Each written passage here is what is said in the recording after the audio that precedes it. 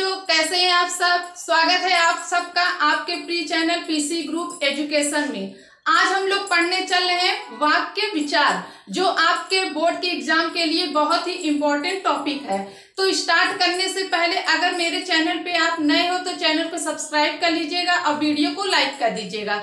चलिए स्टार्ट करते हैं, देखते हैं वाक्य विचार होते क्या हैं। तो देखिए, वाक्य विचार की परिभाषा है सार्थक शब्दों का ऐसा समूह जो किसी विचार को पूर्ण करे या व्यक्त करे, उसे वाक्य कहते हैं। ठीक, तो देखिए वाक्य किसे कहते हैं? जो सार्थक शब्द हो, क्या हो? सार्थक शब्द हो और वाक्य को पूरा करे, वो क्या होते हैं? वाक्य विचार होते हैं। जैसे देखिए, जैसे राम स्कूल जाता है। अब देखिए, राम स्कूल जाता है, तो ये राम क्या है? राम एक सार्थक शब्द है। ठीक, तो ये वाक्य में प्रयोग हो गया। राम स्कूल जाता है, तो ये वाक्य में प्रयोग हो गया, तो ये क्या है? ये वाक्य है। तो ये वाक्य में प्रयोग हो गया, तो ये क्या है? वाक्य है। अगर यही सिर्फ हम राम लिख देते तो ये क्या रहता? शब्द रहता। ठीक, जैसे एक और एग्जांपल से देखते हैं। मोहन अच्छा लिखता है। मोहन अच्छा लिखता है, तो ये क्या है? वाक्य में प्रयोग हो गया। तो इसका कोई अर्थ निकल रहा है ना, तो जो जिसका अर्थ निकले, जिन वाक्य का अर्थ निकले, वो क्या होते हैं? वाक्य विचार होते हैं। तो ठीक है, तो इतना आप लोग को क्लियर हो गया होगा। अब हम लोग चलिए देखते हैं वाक्य के अंग। अब देखिए, वाक्य के अंग जो आप लोग के बोर्ड के एग्जाम में पूछे जाते हैं। देखिए, वाक्य के अंग, तो वाक्य के कितने अंग होते हैं? 2 होते हैं।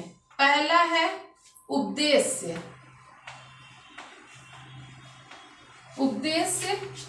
दूसरा है विधेय। उद्देश्य और विधेय, तो वाक्य के अंग कितने होते हैं? 2 होते हैं। पहला उद्देश्य होता है, दूसरा विधेय होता है। ठीक, तो देखिए ये उद्देश्य क्या होता है? उद्देश्य जो वाक्य में कर्ता हो, वाक्य में कर्ता को उद्देश्य कहते हैं। ठीक, अब देखिए विधेय किसको कहते हैं? विधेय वाक्य में जो क्रिया करता है, जो करता रहता है, जो क्रिया करता है, उसी को क्या बोलते हैं? विधेय बोलते हैं। तो ये इसको क्रिया कहते हैं। विधेय को वाक्य में जो क्रिया करेगा तो वो क्या होगा? विधेय होगा। अब वाक्य में जो करता रहता है वो क्या रहता है? उद्देश्य रहता है। तो इतना आप लोग को क्लियर हो गया होगा कि वाक्य किसे कहते हैं और वाक्य के अंग कितने होते हैं। ठीक, अब हम लोग चलिए आगे देखते हैं। उद्देश्य वाक्य, दूसरा है विधेय वाक्य। तो इसकी परिभाषा हम लोग देखते हैं। वाक्य में जिस व्यक्ति या वस्तु के विषय में कुछ कहा जाता है उसे उद्देश्य कहते हैं। तो क्या कहते हैं? वाक्य में जिस व्यक्ति या वस्तु के विषय में कुछ कहा जाता है वो क्या होते हैं? उद्देश्य होते हैं। ठीक, अब देखिए विधेय किसे कहते हैं? उद्देश्य के विषय में जो कुछ कहा जाता है, उद्देश्य के विषय में जो कुछ कहा जाता है उसे विधेय कहते हैं। तो इन दोनों में क्या अंतर है? तो हम लोग चलिए उदाहरण से देखते हैं। देखिए उदाहरण इसके हैं। मोहन धीरे धीरे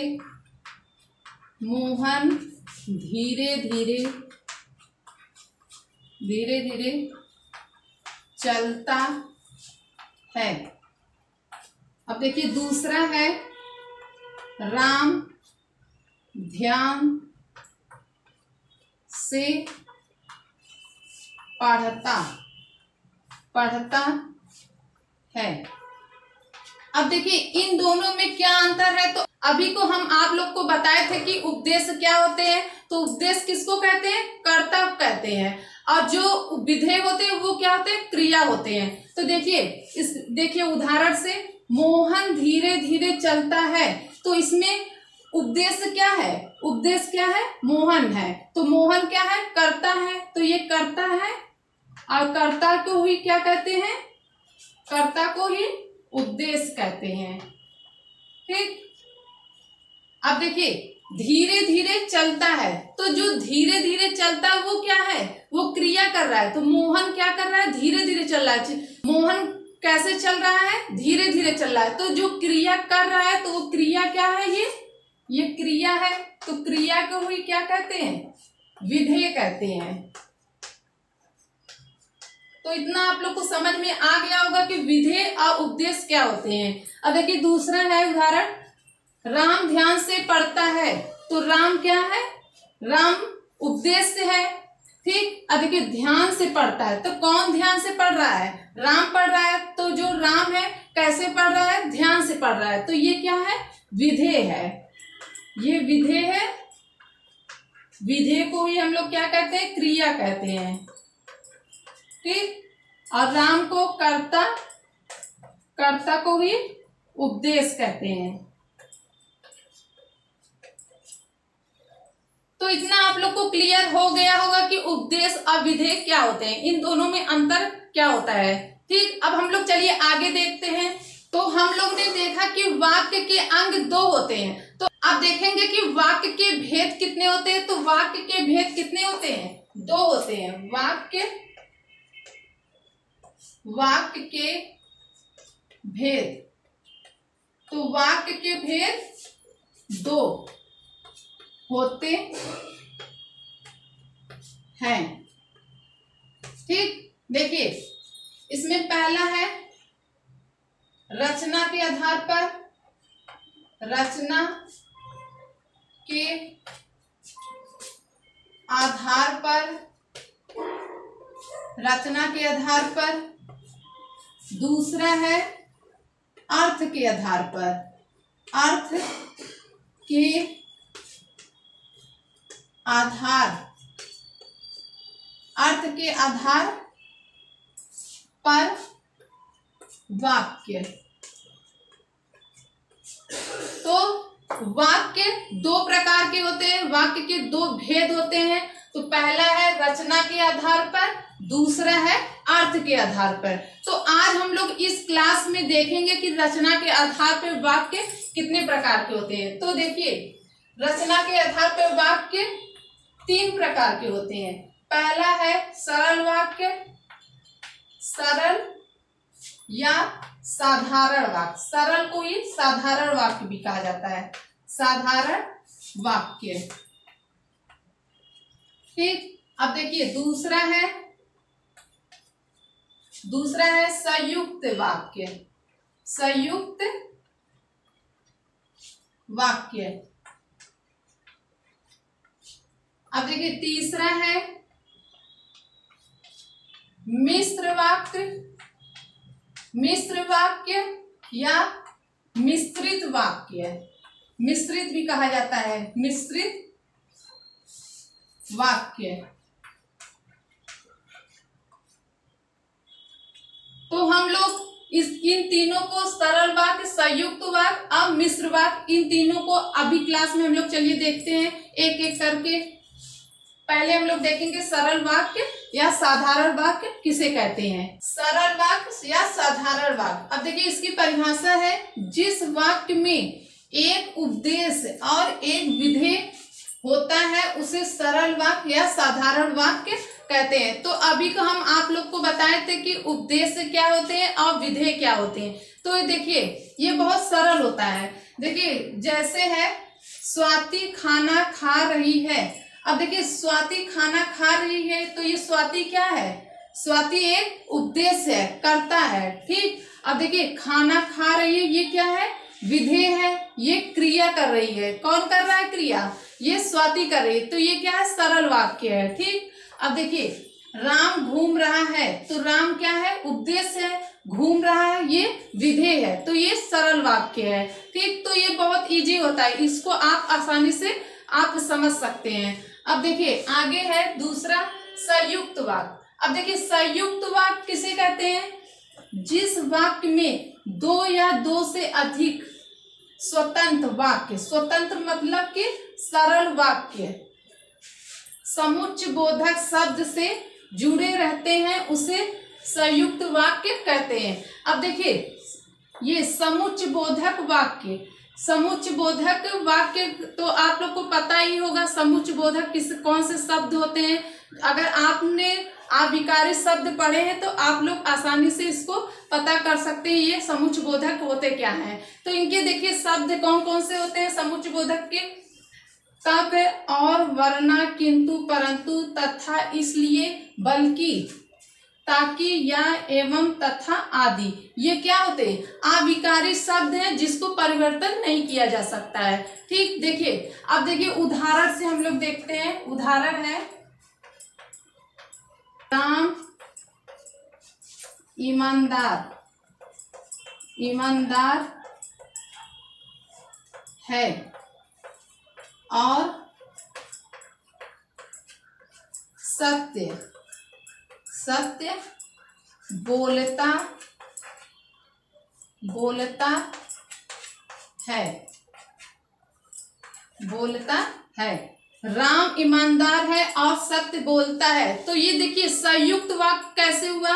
देखिए राम ईमानदार है तो ये क्या है? सरल वाक्य है। तो यहाँ पे देखिए जिस वाक्य में दो या दो से अधिक स्वतंत्र वाक्य, तो स्वतंत्र मीन्स होता है सरल, दो सरल वाक्य दोनों को जोड़ेगा। तो कौन से शब्द ऐसे जोड़ेंगे? समुच्चय बोधक। तो समुच्चय बोधक क्या है? ये और। तो इसी से आप लोग को मालूम पड़ेगा कि ये क्या है? संयुक्त वाक्य है। ठीक, अब देखिए एक और उदाहरण से देखते हैं।